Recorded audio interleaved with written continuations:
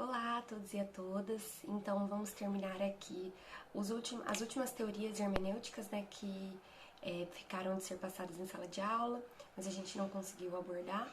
Então eu vou tentar fazer um videozinho não muito comprido, vou mandar para vocês um resuminho de tudo que a gente já viu até agora. Fazer um vídeo não muito comprido porque eu sei que muitos de vocês estão com criança em casa, tá um pouquinho difícil de manter a rotina de estudos, mas eu mandei material complementar também sobre esses temas, ok? E o próximo vídeo que eu vou fazer vai ser sobre a hermenêutica jurídica, encerrando então a matéria do nosso primeiro semestre, tá bom? Então, vamos adentrar aí, encerrar as teorias hermenêuticas. Talvez para a turma do período matutino, eu vou gravar um vídeo para as duas turmas, talvez a turma do período matutino pule essa primeira parte, porque já foram vistas essas matérias, tá? Então, se quem já viu essa matéria em sala de aula pode revisar, pode passar para frente, e quem não viu aí fica explicadinho então. Então, nós já vimos diversas teorias hermenêuticas, faltam ainda acho que 3 para a gente encerrar. E vamos começar agora essa matéria com a metaciência hermenêutica de Emílio Betti. Se vocês quiserem assistir esse vídeo acompanhando o resuminho que vocês têm aí disponível no Dropbox e no Mateus, aliás, no Drive e no Mateus, vocês podem ir complementando como se a gente estivesse ali na sala de aula.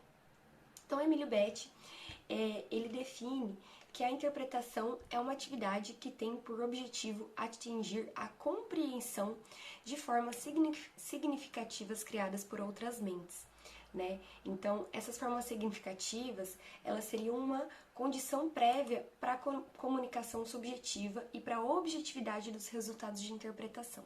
Então, seria necessário que para que você tivesse uma interpretação, para que você pudesse, de fato, compreender aquele objeto da interpretação, seria necessário que você conhecesse aquela mente que reproduziu aquele objeto, né? A mente autora daquela situação. Então, ele diferencia a interpretação objetiva, né, determinada como a verdadeira interpretação, como aquela interpretação que de fato compreende aquele objeto, né, por todos os seus ângulos, em toda a sua complexidade, da interpretação especulativa, né, que seria sempre na dependência de uma intuição, de um sistema pré-estabelecido.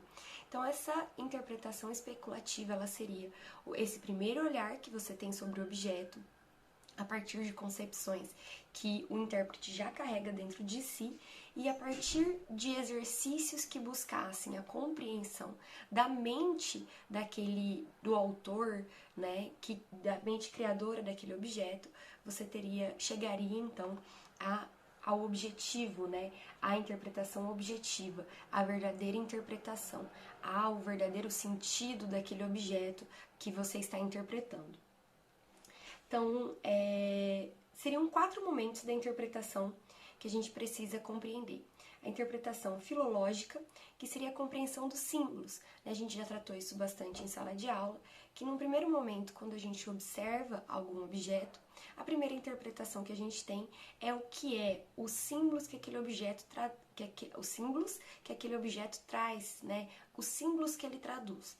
Então, por exemplo, numa interpretação jurídica, quando a gente observa a Constituição, a primeira interpretação que a gente aplica é aquela interpretação do símbolo que a Constituição tem perante a sociedade, né? Que é um texto que vai guardar os direitos básicos, os deveres, os valores, os objetivos daquela sociedade que é regida, né, por aquela Constituição. Então, a gente primeiro observa o símbolo, o que significa, né? Qual a compreensão que eu tiro daquela imagem, né, do simbolismo daquele objeto. Depois, o momento crítico, né, que seria um momento de ajustes de incongruências. Então, eu vou olhar aquele símbolo e criticamente analisar, né, as traduções daquele símbolo. Vou criticamente fazer uma análise em que eu busque as partes que não se encaixam, né? Eu vou tentar dar uma compreensão, dar um sentido lógico para aquelas partes que não se encaixam, aquelas incongruências, aquelas partes em branco que ficam ali na tradução daquele símbolo. Depois a gente tem uma interpretação psicológica, que é a recriação da intenção do autor. Então, voltando aqui para a interpretação da Constituição, quando a gente analisa a Constituição, a gente lembra o momento histórico, o que essa Constituição, o que esse texto buscava resguardar, quais são os direitos, qual o caminho que essa Constituição passou, né? E aqui eu indico, por exemplo, o livro 1988, O Ano da Constituinte, eu acho que esse é o nome. Tem 2 livros que contam a história da Constituição. E tem um desses livros, ele é baseado em diálogos, né, em entrevistas de pessoas que estiveram ali na Assembleia Constituinte, de deputados, senadores, juristas, estudiosos, etc. Então, esses livros, por exemplo, eles recriam essa intenção do autor, recriam essa história, né, como se chegou até o texto atual. Então você tem ali aquela compreensão. Por exemplo, eu sempre falo, né, quando a gente observa alguns direitos que a Constituição traz, a gente tem que lembrar que esses direitos levavam em conta a situação da época, né? Então, por que, por exemplo, nós temos cláusulas pétreas dentro da nossa Constituição? Essas cláusulas existem, essas cláusulas não podem ser modificadas, né, nem por emendas constitucionais, e elas existem, qual é a intenção? Né? Elas existem para que esses direitos, para que se garantam direitos mínimos, e para que esses direitos não sejam objeto de nenhuma modificação, de nenhuma lei que venha a trazer um retrocesso jurídico ou modificar esse patamar básico, né, de direitos dados então a essa população. E então passamos para o passo da interpretação técnico-morfológico, que é a compreensão do significado do mundo objetivo material em relação à sua lógica específica. Então eu vou analisar como esse objeto ele se relaciona com o mundo objetivo, com o mundo real, com aquele mundo em que ele está localizado, né? Então, todos os objetos eles vão possuir então uma lógica específica. E qual é essa relação desse objeto da interpretação com com esse mundo real, né? Então, como que eu vou construir, como que eu vou conectar essa relação? Eu tenho, por exemplo, textos constitucionais, eu vou sempre trazer essa interpretação para questões mais jurídicas, até porque nós estamos aí no curso de Direito, mas essas técnicas também se aplicam a outros tipos de textos, a símbolos, a imagens, né? Como a gente já viu até agora, a hermenêutica, ela é a filosofia da interpretação. Então, eu tenho textos jurídicos, por exemplo, que vão ter um determinado objetivo, que vão ter ali uma determinada ideia inicial, mas na sua relação com o mundo real, eles acabam não tendo tanta eficiência, ou então se tornando ultrapassados tão logo da sua promulgação, e isso eu tenho que interpretar. Por exemplo, uma das críticas que a gente tem no direito brasileiro é que às vezes o direito penal ele surge como uma resposta para problemas imediatos. Né? É o que acontece muito quando nós temos grandes crimes ou crimes muito midiáticos e logo temos leis penais que trazem respostas imediatas para aqueles crimes, como se essas leis aumentaram a punição ou apenas determinar uma nova punição fosse solucionar esses crimes, né? O que não é razoável de se pensar. Primeiramente porque a lei ela não retroage, né? Ela não atinge aquele crime que já foi cometido. E segundamente que muitas vezes essas leis apenas reiteram assuntos que já estão sendo tratados ali dentro do ordenamento jurídico brasileiro, né? Um exemplo que eu sempre dou é o caso da Isabela Nardoni, em que depois do assassinato da criança, discutiu-se muito a lei da palmada, para punir os pais, né, que aplicassem castigos físicos.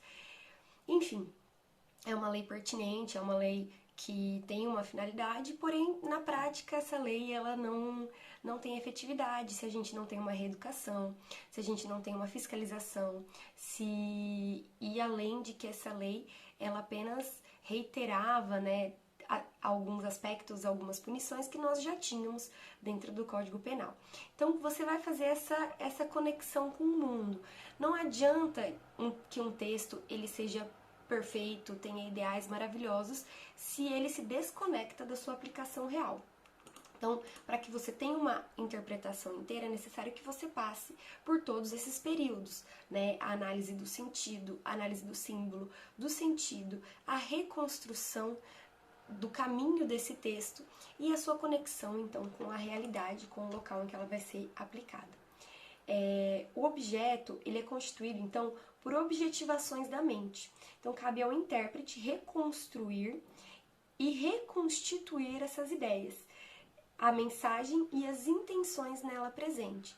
Então, não é suficiente que se compreenda aquele texto, aquele símbolo, mas que se seja capaz de reconstruir e reconstituir os objetivos que se tinham com aquele símbolo, com aquele texto, com aquela norma, né, no caso dos textos jurídicos. Então, você deve analisar. Esses objetivos foram cumpridos? Né? Nós temos leis ou até mesmo textos de ordem dúbia, né, com posições, com palavras ambíguas que podem gerar uma dupla interpretação. Então, na reconstituição e reconstrução, se observa a intenção, se essa intenção foi reproduzida e se essa intenção se concretiza. E para que me serve esse tipo de interpretação? Gente, muitas vezes nós vamos ter textos que podem ser aplicados de maneiras distintas.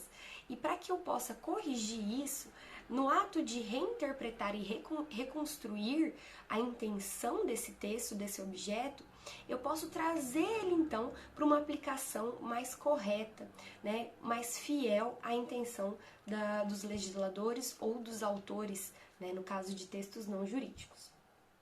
Então, na interpretação jurídica, vai ocorrer um processo diverso, porque a norma jurídica não se esgota na primeira formulação da autoridade competente. Ela vai ter uma eficácia atual em relação ao ordenamento jurídico e destinada a regular e modificar a vida social.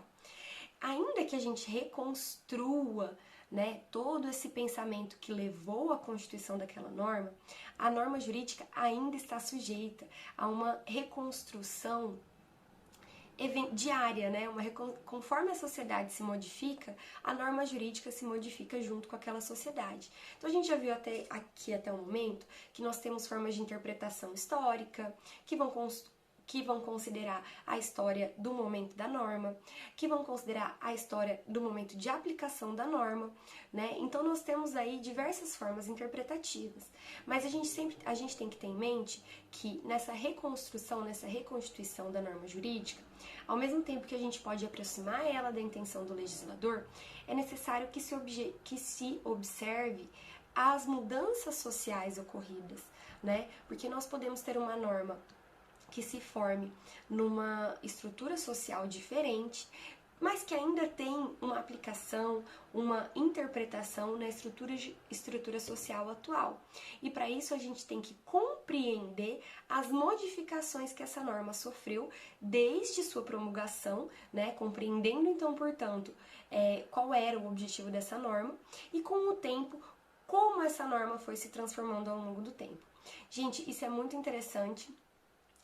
Algumas decisões do STF fazem justamente isso, né? Elas não modificam as leis, mas elas transformam a interpretação dessas normas. Então, eu acho essa parte assim da hermenêutica muito interessante.